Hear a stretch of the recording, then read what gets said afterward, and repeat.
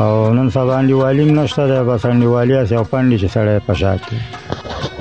سلامونه، ستړي مشئ، په خیر راغلی، ښه یاستئ؟ خیرات د کراري د وخت ښه تېرېږي. نن مونږ د جلال آباد ښار دې څنډې ته چې فارماډه ورته وایي د زیتونو باغ ده، ډېر ښایسته هوا هم ده پکې، مازدیګری ده او د کابل خو ټول تک سپین شوی ده او دې خواته چې کله راغلو مونږ هغه د پسرلي هوا حس کړه، په واقعیت سره هم چې ډېر خوند کوي او هره شیبه او هره دقیقه د ملګرو سره راغلي یو.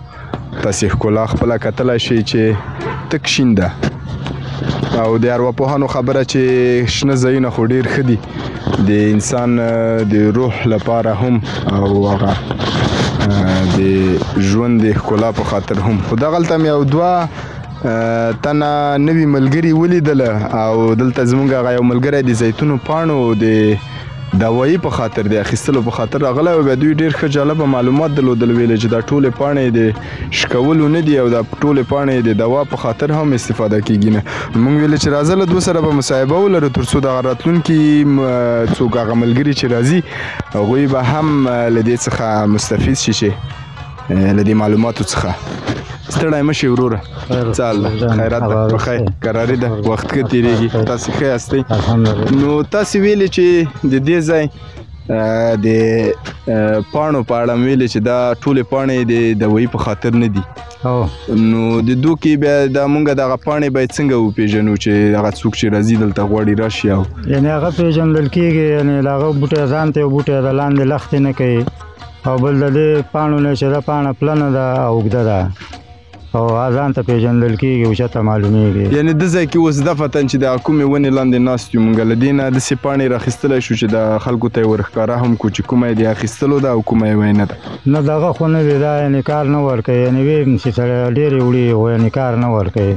نو هغه ونې مونږ دلته نه لرو د شکر لپاره چې کومه شته دی، د غونډ باغ کې نه دی، دغه کې یو دانه بوټی ده. یو دانه؟ هغه کوم بوټی؟ هغه بوټی به چیرې وي؟ هغه همدغه رسته کې ده، دغه مخکې دغه بلوته د هغه بل بلاک کې. خصوصیات به یې راواخلو درنه، خصوصیات یې هغه ته ویلې چې باید څنګه وي؟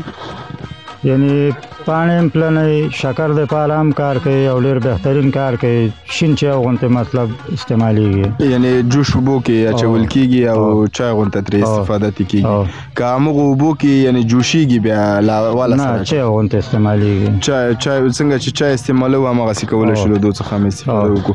نو تاسې دلته سره ناست هم یاستئ، تا او دا ملګری دلته هم یو څه خاص مسم سره راټول کړي دي.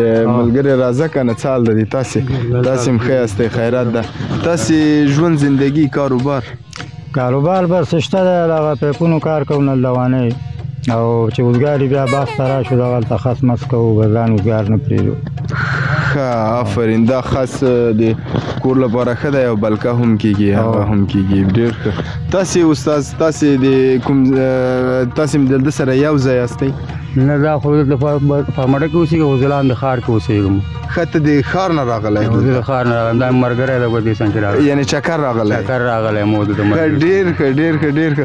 نو څنګه ده د انډیوال پسې له هغه ځای راځې تر دې ځای پورې ده کې داسې کومه ځانګړنه ده چې تا ته دې ته د اړ باسي چې تر څو ته ده څنګه راشې؟ بس دا خو زړه دی که نه، زړه خو پاک وي، دا زما د دوستانو کوم دغه یو دوست مې دی، بس صداقت او ورور مې دی. ښه، ډېر ښه. نو څو کلونه م کېږي د ملګرتیا سره؟ یو 8 کاله کېږي. ماشاءالله، 8 او ته 15 کاله شو. 15 کاله 8 کاله به کېږي، 8 کاله کېږي، 15 نه. څه وایې ته؟ دی وایي چې یوازې ته مې ملګری. نو بس هم چلان هم دغسې انډیوالان شته دی، نور هم شته دی زمونږ، خو بهترین انډیوال بس یو دانه یي پکې زرو کې چېرته یو پیدا شي که نه. او نن سبا انډیوالي هم نشته دی، بس انډیوالي هسې یو پنډ چې سړی په شا کړي.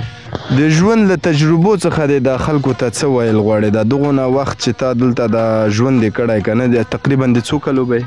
غالبا داسې 40 به یم. 40 کاله زیات کم یا 8 ونیسه یا 42 ونیسه، خو له دغومره عمر نه چې تاسې له هغه وخت نه په ښي او په چپ باندې پوه شوي یاستئ، د ژوند له تجاربو څخه مو نوي ځوانانو ته څه پیغام لرئ؟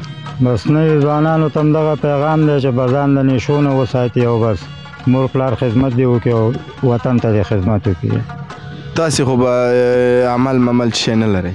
ولا عمل لرو بس ځکه خو وایو چې ځوانان دې باید عمل ونه کړي. یعنې دا هغه ناوړی کار ده چې تاسې په کولو سره یې پښیمانه یاست؟ پښیمانه یو. تاسې هم ورسره همنظره یاستئ؟ او بالکل همدغسې. ځوانانو ته مو همدا پیغام ده چې له نشو څخه ځان وساتي او د راتلونکي د ولس په خاطر کار وکړي. هېواد ته ډېره زیاته مننه. کور مو ودان خوشحاله اوسئ.